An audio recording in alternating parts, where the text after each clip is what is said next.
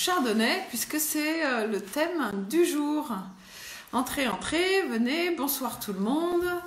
Je suis très contente d'être avec vous ce soir en ce temps de confinement, c'est qui est tout à fait propice à la fois la dégustation et pour apprendre des nouvelles choses. Et c'est vraiment ce que j'ai envie de faire avec vous tous ces dimanches soirs, puisqu'on réserve le dimanche aux cours d'œnologie et le jeudi soir plutôt aux rencontres et aux invités ou d'autres sujets, des questions-réponses, des échanges avec vous qui nous regardez. Bonsoir tout le monde, entrez. Alors juste pour me présenter, pour ceux qui ne me connaissent pas encore, je suis Marie-Dominique Bradford, je suis la fondatrice de 3x20, le premier site de vente de box de vin en France il y a maintenant 10 ans que j'ai créé 3x20 et pendant toutes ces années je donne aussi des cours d'œnologie à différentes personnes, souvent des professionnels, beaucoup de particuliers aussi, parce que j'adore vraiment partager ce que je sais avec les gens qui m'écoutent et qui ont envie d'apprendre, qui ont envie d'en savoir un petit peu plus. Alors, bonsoir tout le monde. Alors, ce soir, on va donc parler de chardonnay. Et je suis ce livre que j'ai écrit aux éditions Duno et qui s'appelle Mon cours d'œnologie en 10 semaines chrono. Et donc on va suivre les chapitres les uns après les autres. On a déjà vu les vins blancs, on a déjà vu les vins rouges au sens large du terme. Et aujourd'hui, on va parler de chardonnay. Et surtout, je voudrais vraiment que vous me posiez des questions. N'hésitez surtout pas. Même si c'était un cours en live avec vous et vraiment en face de moi, je ne vous en voudrais jamais de m'interrompre pour poser des questions parce que je trouve que ça fait vraiment avancer les choses et voilà. Donc n'hésitez surtout pas. Alors, on va donc parler de chardonnay. Chardonnay, c'est une variété de raisin, hein, c'est un cépage qui est vraiment une star, c'est une célébrité. C'est le cépage le plus connu, c'est le cépage que tout le monde connaît. Si on demande à quelqu'un qui ne connaît pas trop le vin, citez-moi une variété de raisin blanc, peut-être qu'on parlera de muscat parce que ça se mange aussi, ou de chasselas, mais je crois que le chardonnay serait très proche dans la liste. Et effectivement, il est très connu. Et c'est un cépage qui est assez fascinant finalement parce que on en voit des versions parfois très simples, vraiment un peu basiques, toutes simples, et il peut aller, mais alors en grimpant, jusqu'à des sommets de complexité. Et on va regarder ça un petit peu ensemble là au fur et à mesure des minutes de ce live ce soir. Alors ce qui est intéressant, c'est de se rendre compte qu'en fait il y en a plus en Californie qu'en France du chardonnay. C'est vraiment un cépage hyper connu partout, mais il y en a plus en Californie qu'en France. Il faut dire que la Californie, c'est le 4e pays producteur au monde, après la France, l'Italie et l'Espagne. Après, c'est donc la Californie. La Chine n'est pas très loin derrière en termes de production aussi, de vignes plantées, mais en tout cas, voilà, c'est intéressant de savoir ça. Par contre, où que le chardonnay pousse, c'est vraiment la France qui est un peu la locomotive, qui sert un petit peu on va dire, de modèle, d'inspiration tous les viticulteurs qui cultivent le chardonnay ailleurs qu'en France. Et c'est vrai que c'est un cépage qui est dans la date et le lieu de naissance, on peut dire, ça vient du Moyen-Âge. Depuis le Moyen-Âge, on voit du chardonnay et c'est un cépage qui est né en Bourgogne. Alors après, c'est évidemment grâce aux moines cisterciens en Bourgogne qu'on a vu ce grand cépage un peu prendre son bâton de pèlerin et partir un petit peu ailleurs. La Bourgogne, ça allait jusqu'en Belgique à l'époque.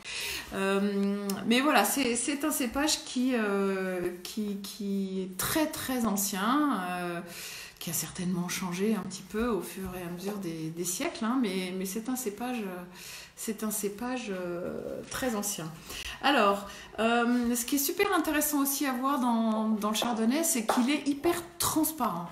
En fait, il ne fait pas partie des cépages qu'on appelle aromatiques. Finalement, il a plein d'arômes, etc., mais il est plutôt neutre. Ça veut dire qu'il arrive à prendre une photographie très limpide, très pure, de l'endroit où il est. À la fois le terroir en bas et en haut, la partie plus climatique. Et c'est ça qui est très intéressant, c'est que où qu'on le plante, on va avoir des expressions extrêmement différentes, de l'expression la plus simple à l'expression la plus complexe. Alors, il y a quand même quelque chose d'intéressant, c'est que c'est un cépage, si on veut atteindre un peu les niveaux de complexité qui donnent beaucoup d'émotions, qui font on est quand même impressionné, c'est plutôt dans les régions fraîches. Je vois les gens qui arrivent petit à petit. Bonjour Mélanie, bonjour Thierry, bonjour Frédéric, bonjour Marie. Donc je continue à parler du chardonnay. Je disais que c'était un cépage qui atteint des niveaux de complexité plutôt dans les régions fraîches. C'est vrai que dès qu'il y a un petit peu de soleil, ça donne des choses un petit peu moins raffinées, un petit peu plus opulentes et un peu visibles en fait. Et ce qui est aussi très très intéressant, c'est que c'est un cépage un peu caméléon. En fait, il sait faire beaucoup de choses. Selon les endroits, il va donner des vins plutôt vifs, très secs, avec un côté très élancé, et puis plus on va s'approcher des régions ensoleillées, plus on aura cette certaine opulence, ce gras et ce côté un peu onctueux qu'on va trouver dans les régions plus ensoleillées. Et très intéressant, on en fait des vins effervescents. Bien sûr, ça fait partie des cépages champenois. Il y a 3 cépages principaux, dont le chardonnay. Mais on fait aussi des vins effervescents avec du chardonnay à plein d'autres endroits. Je pense notamment à l'Alsace. Je vois que Mélanie est là. J'ai vu aussi Myriam Schmitt qui nous regarde aussi. N'est-ce pas? En Alsace, on utilise le chardonnay pas comme vin d'Alsace, parce qu'on ne trouve pas de chardonnay, on trouve plutôt les autres cépages, le Riesling, le Pinot Gris et les 7 cépages qu'on trouve en Alsace. Mais le chardonnay lui-même, il est pourtant très présent, mais on le trouve dans les créments d'Alsace. C'est un petit peu pareil avec les créments de Loire. Il y a beaucoup de chardonnay dans la Loire utilisés pour faire des créments. En Bourgogne, bien évidemment aussi, on utilise des cépages rouges, le gamay et le pinot noir, mais beaucoup de chardonnay. Et quand il y a 100% de chardonnay dans un vin effervescent, eh bien on appelle ça un blanc de blanc. C'est donc un vin effervescent blanc fait à partir de cépages blancs. C'est une terminaison qu'on trouve principalement en Champagne, mais on peut évidemment faire des blancs de blanc dans toutes les régions où on utilise le chardonnay en crémant ou en vin effervescent. Donc ça c'est pour un peu le côté versatile du chardonnay. Donc on trouve tout un tas de styles différents selon les endroits où on se trouve. Et soit des vins modestes, soit des vins de plus en plus complexes selon les endroits. Alors, juste avant de passer à la partie dégustation, je voulais aussi vous parler de la partie vinification, parce que le chardonnay, c'est un cépage qui adore le chêne, qui adore le bois, qui a vraiment des grandes affinités avec ce moyen de vinification et d'élevage. En fait, je vous disais tout à l'heure que le chardonnay est plutôt neutre, on va dire, comme arôme.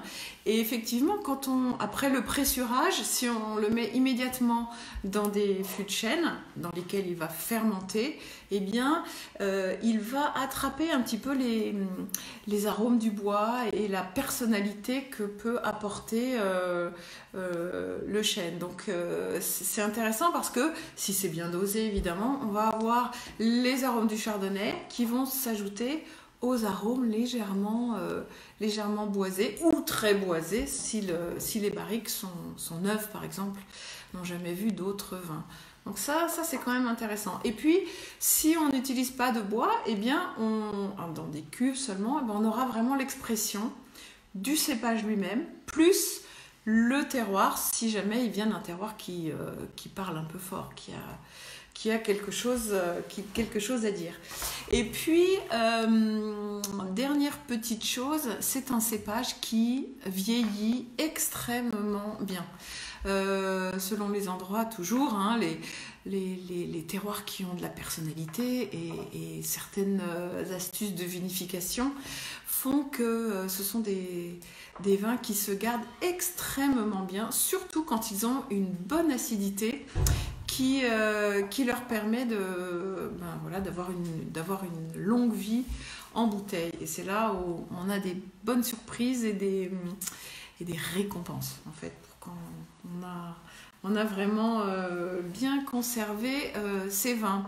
Alors, avant de passer à la dégustation, je voulais aussi vous questionner sur les endroits où on trouve du chardonnay. Où est-ce qu'on a parlé un peu de Bourgogne, on a parlé un peu de Champagne, on a parlé de Crémant.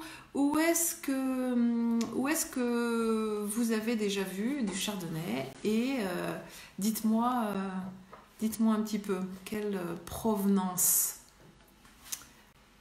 Je vous laisse 2-3 secondes pour le temps de taper votre réponse. Il n'y aura pas d'interro écrite à la fin, je vous rassure. Mais où est-ce que vous avez déjà vu du chardonnay?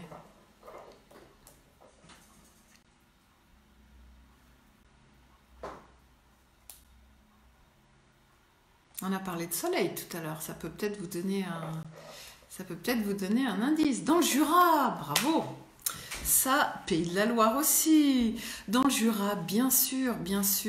À l'est de la Bourgogne, à l'est de la Champagne, on est quand même encore dans la même zone géographique du nord qui est très très très propice. Et c'est vrai que les sols du Jura sont très propices à faire de très très beaux chardonnays. Alors on le trouve parfois en assemblage avec du savagnin, hein, dans le Jura, ou parfois tout seul, et on en fait des très très très belles choses. En Argentine, effectivement, il y a du chardonnay, tout là-haut, en altitude, à 1200 mètres d'altitude. Heureusement qu'il y a cette altitude pour garder une bonne acidité dans les vins argentins. En Afrique du Sud, bien sûr.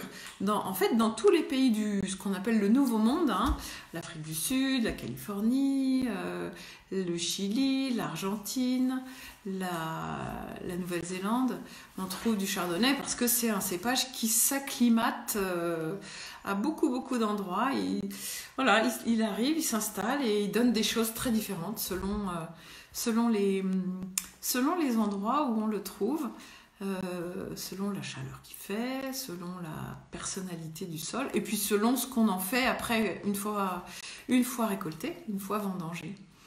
Voilà, super. Donc voilà pour les provenances, effectivement, je confirme. C'est même le 5e cépage mondial. Donc ça veut dire qu'il y en a vraiment, vraiment, vraiment beaucoup. Et il représente 4% de la surface mondiale. Ce qui finalement est beaucoup parce qu'il y a quand même énormément de cépages différents et ça lui donne une grande place. Alors, en France, on a dit Champagne, Jura, Pays de la Loire, Alsace pour les créments et faut pas oublier le Languedoc, évidemment. Dans le sud de la France, bravo Isabelle, hein, il y a comme un écho ici, c'est super. Dans le sud de la France, effectivement, il y en a énormément. Il y en a surtout beaucoup dans ce qu'on appelle les IGP, les vins avec indication géographique protégée, c'est-à-dire des endroits où on n'impose pas forcément un cépage particulièrement, comme dans beaucoup d'appellations du sud de la France, mais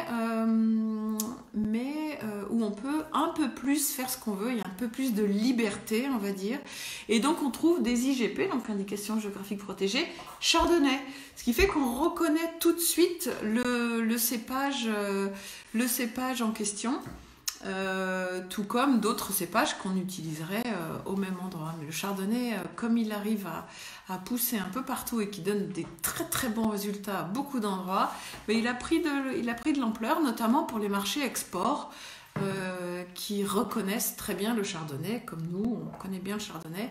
À l'export, ça se vend très très bien et ça a permis au vignoble du Languedoc de vraiment rayonner grâce à ce cépage qui est très populaire finalement.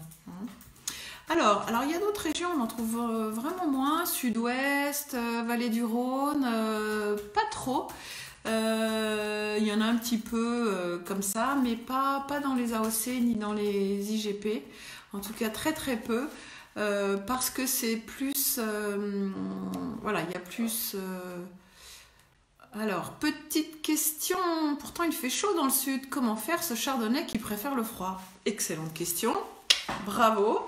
Eh bien, dans le sud, ils ont des techniques particulières finalement pour faire des chardonnays qui ne soient pas trop opulents, pas trop riches et pas trop gras. Finalement, la meilleure méthode, c'est de le vendanger pas trop tard, c'est-à-dire de ne pas forcément attendre qu'il ait atteint une maturité trop poussée. Et dans les IGP dont on parlait tout à l'heure, on ramasse souvent à la machine parce que c'est des vins qui se vendent pas trop cher. Donc finalement, avec une machine à vendanger, on peut même vendanger la nuit. Il y a des phares, hein, c'est comme une voiture, comme un tracteur finalement. Donc on peut vendanger la nuit, à la fraîche, à un moment où la température du raisin lui-même est plutôt fraîche, ce qui fait que quand on le ramasse, on l'amène au pressoir et on le laisse un petit peu au froid, le temps que les arômes ressortent un petit peu avant de le passer au pressoir. Donc il y a des petites techniques qui font qu'on arrive à avoir de très très beaux cépages plutôt frais, mais dans les régions du sud. Et du coup, ce sont les arômes qui vont être plus exubérants qu'à d'autres endroits, et on en connaît du coup des exemples super percutants. Et puis dans le Languedoc, il y a des appellations d'origine contrôlée, donc là pas des IGP mais vraiment des AOC qui utilisent. Je pense notamment à l'appellation Limoux, qui est un petit peu en altitude dans le Languedoc et qui arrive du coup à avoir des températures plutôt basses la nuit, et ça bloque l'acidité dans les raisins et ça fait des vins qui sont riches certes, mais avec une très très belle acidité qui donne un équilibre super important dans ce type de raisin. Alors, moi je vais passer à la dégustation, si ça vous embête pas. Vous savez, vous connaissez pour certains mes origines bourguignonnes. Je suis d'ailleurs confinée en Bourgogne. Et donc j'ai sorti une bouteille, je ne sais pas si vous voyez, c'est un Bourgogne Chitry. Chitry, c'est une appellation qui est juste à côté de Chablis. Donc dans le nord de la Bourgogne, juste à côté de Chitry, et ça c'est un vin du domaine Edmond Chalmot, ses fils, Franck et Sébastien, que je connais bien, font toute une gamme de magnifiques vins sur la commune de Chitry, qui touche Chablis finalement, qui est beaucoup moins connu. On y trouve des rapports qualité-prix absolument exceptionnels, et c'est vraiment un endroit à découvrir. On en a à la cave de 3x20, ça fait partie des domaines que j'aime énormément et qui m'ont toujours beaucoup impressionné, millésime après millésime, à la fois par la sagesse de leurs tarifs et aussi par la forte expression de leur vin grâce à leur très très beau terroir. Donc Bourgogne-Chitry, c'est un 2015, mais c'est étonnant qu'il ait voilà, cette couleur qui n'est pas si dorée que ça. Elle est finalement encore assez jaune pâle pour un vin de ce millésime. Voilà, ça c'est vraiment, vraiment magnifique. Alors, regardez comme c'est joli. C'est toujours beau à regarder un vin de toute façon.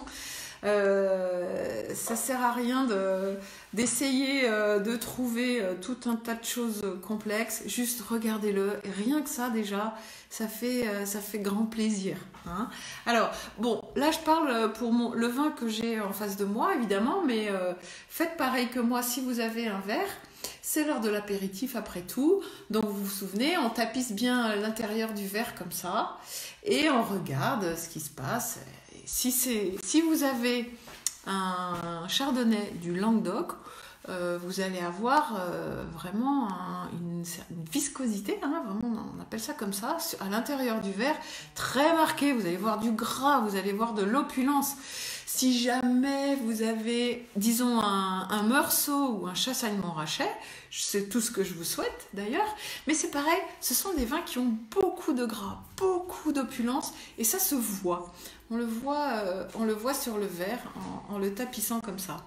Alors, oui Thierry, ça donne absolument envie d'y goûter. Excusez-moi, je regarde un peu les commentaires en même temps.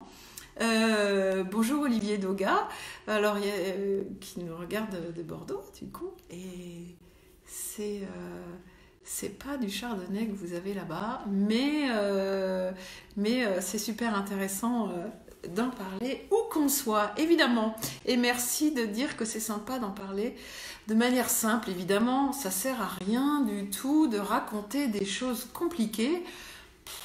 Moi, en tout cas, c'est pas mon style. Le chardonnay doit-il être boisé, demande Martin. Eh bien, le chardonnay ne doit pas être boisé, mais c'est un cépage qui aime le bois. Voilà, c'est ce que je disais tout à l'heure.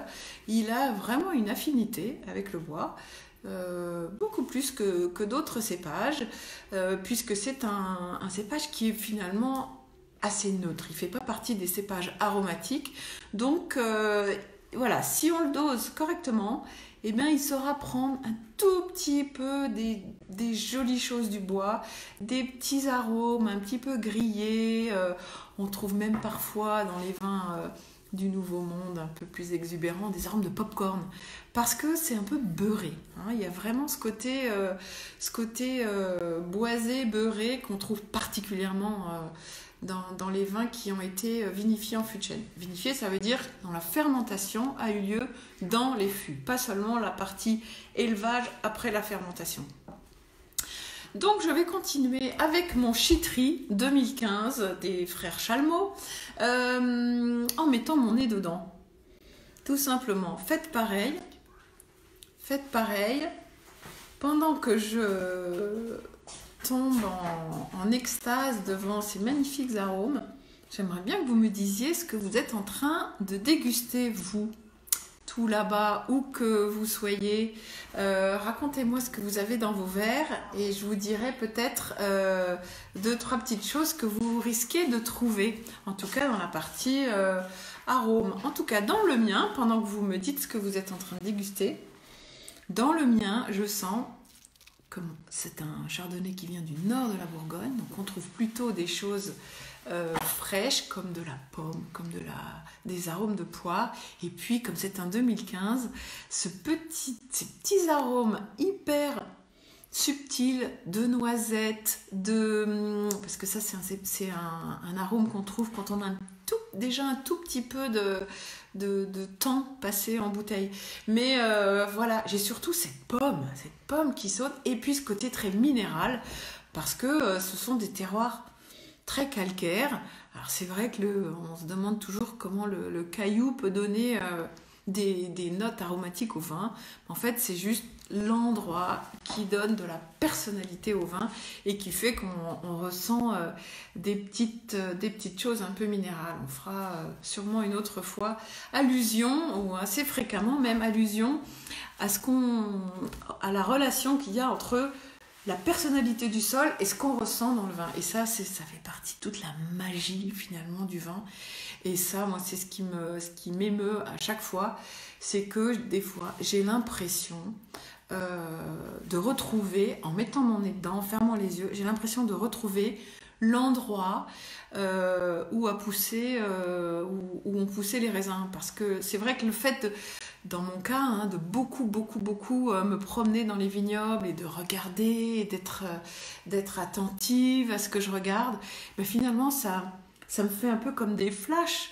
Quand je sens les vins et quand je goûte les vins, je me souviens de l'endroit, de la vigne précisément. Donc ça, c'est vraiment super. Alors, du vin rouge, mais c'est pas grave de déguster du vin rouge si moi je déguste du vin blanc. Côte de Gascogne, il y a de très très belles choses là-bas. Il y a surtout d'excellents rapports qualité-prix et beaucoup d'exploration à faire là-bas. Donc, je continue avec mon chardonnay du nord de la Bourgogne, de l'appellation Chitry. J'ai trouvé ces jolies notes un peu végétales, avec de cette petite pomme, de la poire, un petit peu de noisette, et cette impression de minéralité, en fait, de forte personnalité. Est-ce que le chardonnay sent le beurre et le pain grillé? Alors, on a dit...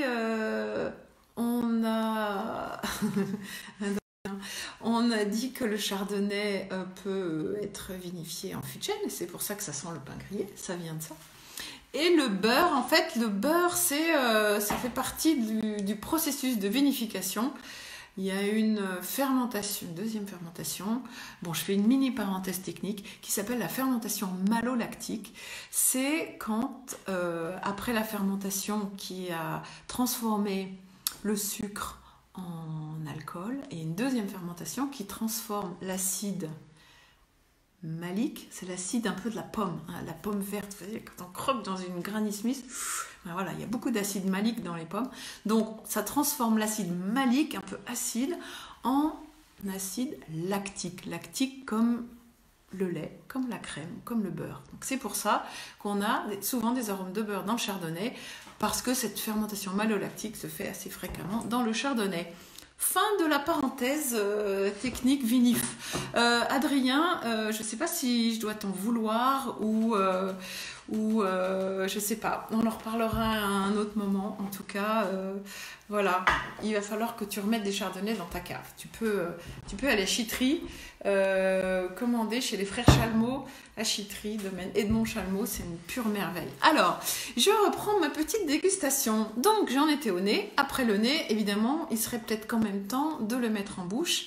Donc, vous vous souvenez comment on fait? On prend une bonne gorgée, on ajoute des petits filets d'air successifs pour bien aérer le vin, et ensuite on avale et on attend. On attend quoi? On attend quelques secondes pour voir si le vin reste en bouche avec la même intensité. Est-ce que les arômes sont toujours là après quelques secondes, ou est-ce que, pouf, ils ont disparu? Et ça, c'est vraiment très important. Ça donne une impression de ce qu'on appelle la longueur en bouche, la persistance. Allez, on y va? Allez, vous faites comme moi, même avec du vin rouge, ça n'a pas d'importance. Allez, on y va. 1, 2, 3, c'est parti.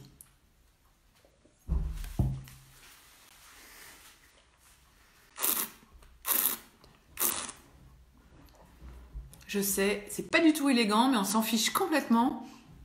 C'est pas le problème. L'intérêt de faire ça, c'est que ça permet au vin de toucher toutes les papilles gustatives et de partir en fond de la bouche pour voir exactement quel goût ça a. Ça permet aussi de sentir l'acidité, qui n'est pas un gros mot dans le vin, attention, de sentir l'acidité qui donne, dans le cas du vin que je suis en train de goûter, ce côté très citronné, qui fait saliver, qui met la bouche.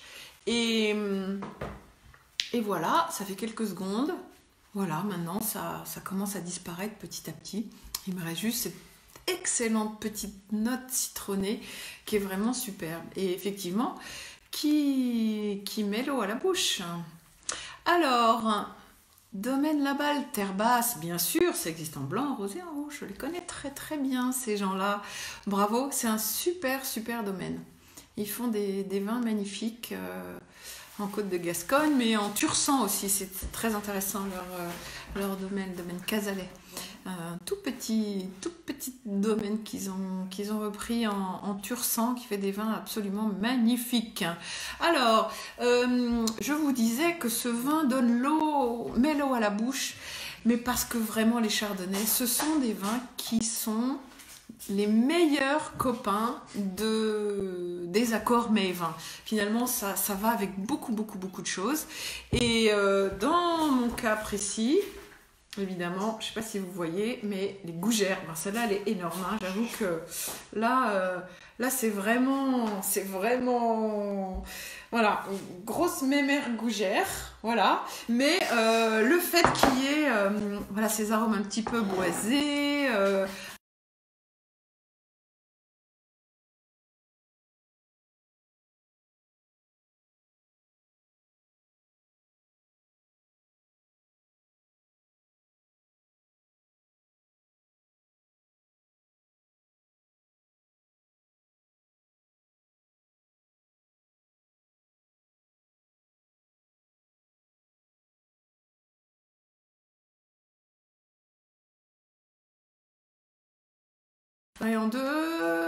On va dire, on va commencer par les chardonnays secs et vifs comme celui que j'ai, sec et vif et élancé. Ça va avec quoi par exemple? Bonjour Anne, ça fait plaisir de te voir ici. On est en train de parler des accords avec le chardonnay. Et là on parlait des chardonnays plutôt vifs et secs et très élancés. Alors à mon avis, ce sont les meilleurs copains des fruits de mer. Les fruits de mer, parce qu'on retrouve, ça va en tout cas super bien avec les arômes un peu iodés qu'on a dans les fruits de mer. Et finalement, c'est un côté un peu déglaçant en finale qui est vraiment magnifique. Et puis dans les chardonnays un peu plus riches et un petit peu plus onctueux, on va dire, avec ce fameux moelleux bourguignon, on va dire, mais aussi avec les chardonnays plus opulents, plus riches du Nouveau Monde, qui ont vraiment une grande densité, et bien à ce moment-là, on peut imaginer des plats plus crémeux. Dès qu'on introduit de la crème, un liant gras, on peut faire de très beaux accords avec les chardonnays qui ont beaucoup plus d'opulence.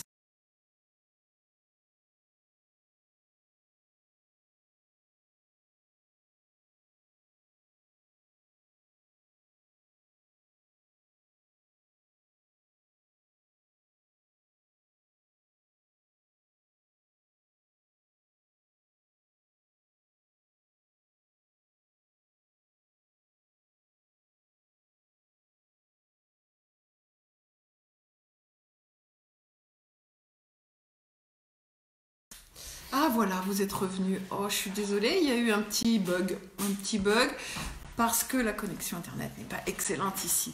Donc je parlais d'accord mets et vins avec le chardonnay.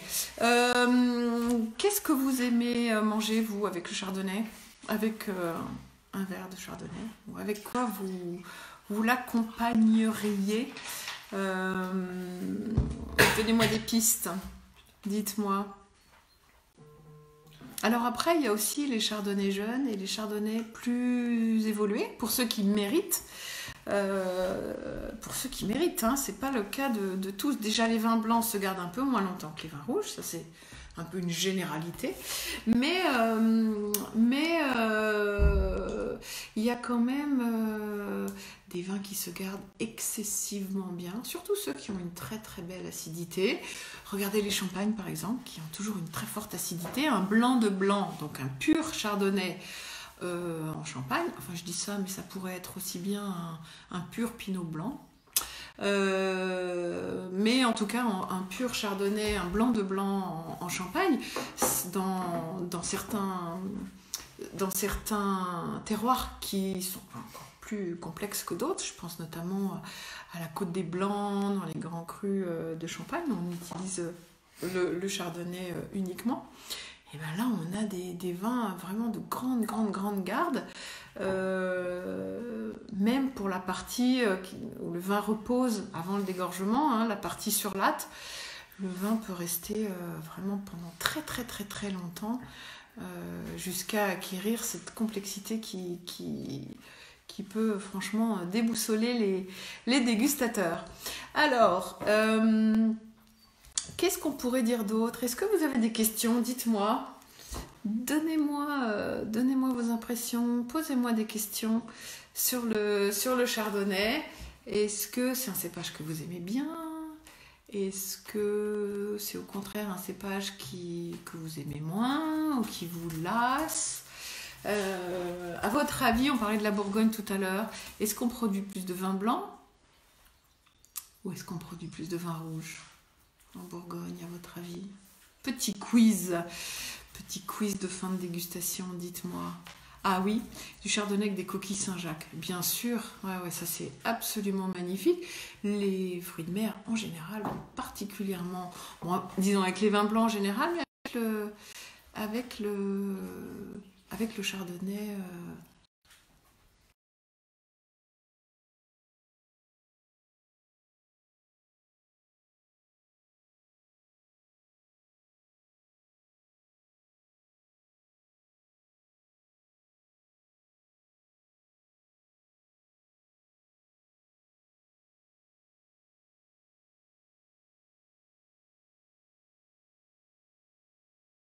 La fin de la dégustation. Est-ce que vous êtes toujours là? Oui, je vous vois. Il y a eu un petit temps mort dû à la mauvaise connexion que j'ai ici où je suis confinée dans le nord de la Bourgogne. Malheureusement, on n'est pas tous logés à la même enseigne. Alors, en Bourgogne, il y a plus de blanc que de rouge. Bravo! Bravo, c'est exactement ça. Alors, la proportion... Vous donnez votre langue au chat. La proportion, c'est 60% de blanc et 40% de rouge. Et n'oubliez pas que ce qui fait cette forte proportion, c'est qu'il y a beaucoup de...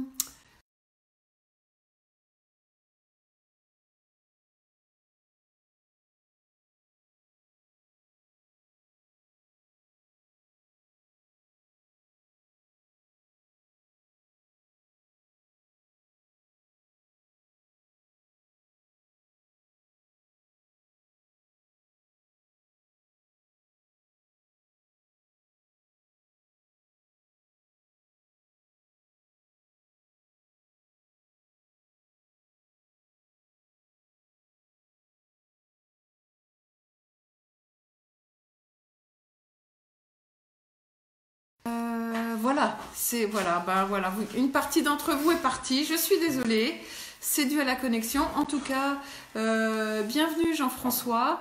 On parlait évidemment de chardonnay, toi qui produis exclusivement du chardonnay à Chablis, tu es évidemment un grand expert et j'ai beaucoup d'admiration pour ton travail, comme tu le sais. Alors, qu'est-ce que je peux te poser une petite question? Qu'est-ce que tu admires le plus dans ce cépage magique? En un mot, qu'est-ce que tu admires le plus? Grâce à quoi? Ah, ben voilà une bonne question. Et c'est dommage parce que sur Facebook, on peut pas faire de duplex. Mais je ne désespère pas d'en faire un une fois avec Jean-François. Pour parler de Chablis. Hein, la différence entre Chablis et Petit Chablis, du coup je prends la parole pendant que Jean-François peut-être nous donne son mot-clé du grand Chablis, du grand Chardonnay, pardon. La différence entre Chablis et Petit Chablis, c'est des zones géographiques qui ne sont pas exactement délimitées de la même manière. Il y a 4 niveaux d'appellation dans le chablisien. Petit Chablis, qui est un peu en la première marche. Ensuite, il y a Chablis. En grimpant encore, il y a Chablis premier cru. Là, on atteint des endroits de plus en plus complexes. Et Chablis Grand Cru, qui est une seule colline divisée en 7 parcelles différentes et qu'on appelle la colline des Grands Crus et qui est sur la rive droite du magnifique petit Serein qui circule comme ça. Oui, effectivement, Delphine, très mauvaise connexion. Ça dépend des fois. C'est un peu aléatoire. Voilà. Eh bien, on va terminer cette petite séance sur le chardonnay. J'espère que vous avez aimé. On va continuer la prochaine fois le dimanche. Hein. Attention, le dimanche, c'est sur Facebook. Le prochain cépage, le prochain chapitre, c'est tadam, le pinot noir. Le pinot noir. Eh bien, ça, je me réjouis vraiment d'avance. On va parler de pinot noir, un cépage assez magique.